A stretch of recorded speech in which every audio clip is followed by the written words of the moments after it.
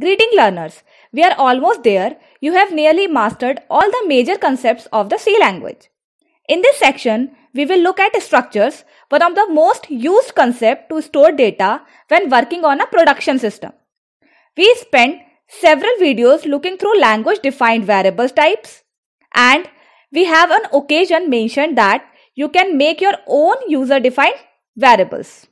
In this lesson, we will be going through what is the need of the user-defined data type, how to declare, define, and initialize a structure, accessing and modifying the content of a structure, how structures are stored in memory, and application of the typedef keyword. And finally, the concept of pointers in the context of structures. Let us start this session by understanding the need of the user-defined data type. In the numerous method we have studied till now, we have stored data either in individual type memory like int a equals to 5 where a is addressing the memory, or homogeneous storage like arrays. If you need a refresher on these topics, refer to our earlier videos. Until now, all the information we want to store could be compressed into built-in types or arrays. We haven't looked at a method till now which allow us to store related data of different types together. Consider a scenario where we need to store information related to a student like his or her name, roll number, subjects allotted to him or her, and marks obtained in the subject in an exam. All this data of a single student is heterogeneous. Marks could be in decimal and names could be a string. An array may not be helpful in this scenario as it only stores homogeneous data. We can use different types of variable to store this set of information, but it will be too inconvenient while storing information pertaining to a large group of students. We need something which allow for combining different built-in types into a package, which can be treated as a single unit. Scenarios like this are where structures come in. Structures bundle a group of related but heterogeneous piece of information. More formally, structures are essentially user-defined data types which joins together one or more than one existing data types, and they may also include other user-defined data types. This is like adding a new data type to the existing pool of built-in data types like int, character, and float. This grouping can be referred to like a single variable.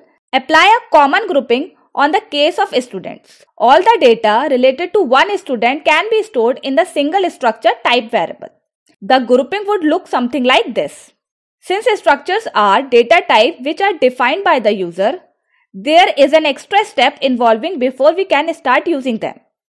That extra step is called describing a structure. Let us understand why we need this extra space.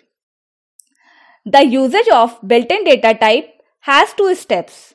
The first step is declaring a variable of the concerned data type, and the next step is defining the declared variable. You should recall that declaration does not allocate memory for the variable, whereas definition does. Sometimes these two steps can be combined into a single step. All these concepts have been covered in our earlier videos.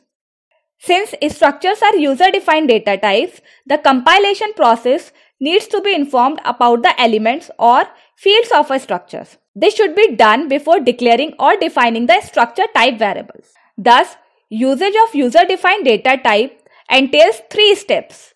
The first steps involve describing the fields of a structure.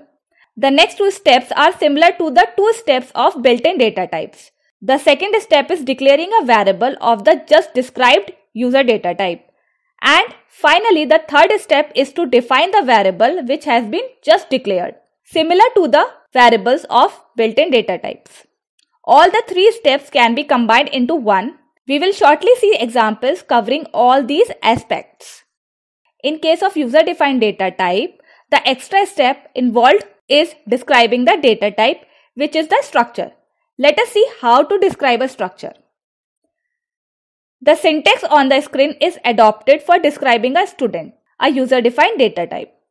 The description states that the variables belonging to the user-defined data type student will bundles together instances of an integer, two character arrays, and a float type.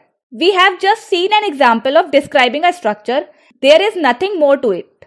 Let us go ahead and simply state the rules to be adopted while describing a structure. The description of a structure can be happen in any scope. Fields of a user-defined data type cannot be initialized while being described. See the sample code. As can be seen from the code, we are trying to initialize the roll number with the default value of 8. This is not possible and will lead to a syntax error, as we are trying to assign values to something that doesn't hold any space in the memory right now. The fields of a user-defined data types cannot be static, nor they can be function definition. Examples are displayed on the screen. As can be seen from the code, we are trying to make the variable marks static. By indicating we want to make a static variable inside the structure, we are trying to allocate memory. This is a problem as at the time of describing, no memory is allocated and thus specifiers cannot be used. Functions are also not allowed in the structures as functions are not allowed to hold data. Pointers to a function can be the part of a structure and can be used to invoke a function, as can be seen from the example. With this, the context for a structure is set. We have also seen that user-defined data types in general and structures in particular need to be described before they can be used in our program.